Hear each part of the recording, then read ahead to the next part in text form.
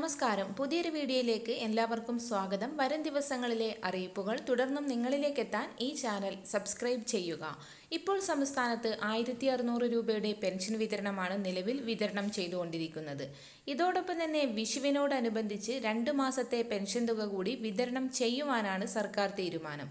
ഇതിൻ്റെ കൂടെ ഏപ്രിൽ മാസത്തെ പെൻഷൻ തുക കൂടി കൂട്ടിച്ചേർത്ത് 4800 രൂപ അക്കൗണ്ടുകളിലേക്ക് വിഷുവിനോടനുബന്ധിച്ച് ഏപ്രിൽ മാസം 13-ന് മുൻപ് പൂർത്തിയാകുന്ന രീതിയിൽ വിതരണം ആരംഭിക്കാൻ കഴിയുമെന്നാണ് സർക്കാരിന്റെ ഭാഗത്തു നിന്നും വരുന്ന അറിയിപ്പുകൾ. ഏപ്രിൽ മാസം മുതൽ അതാത് മാസത്തെ പെൻഷൻ കൃത്യമായി വിതരണം ആരംഭിക്കുമെന്നും ധനമന്ത്രി നേരത്തെ തന്നെ വ്യക്തമാക്കിയിരുന്നു. ഇത്തരത്തിൽ പെൻഷൻ വിതരണം ചെയ്യുന്നതിനുള്ള നടപടികൾ പുരോഗമിച്ചുകൊണ്ടിരിക്കുകയാണ്. വിഷുവിന് മുൻപായി തന്നെ ഈ ഒരു തുക അക്കൗണ്ടുകളിലേക്കും കൈകളിലേക്കും എത്തിക്കാനാണ് സർക്കാർ ശ്രമം.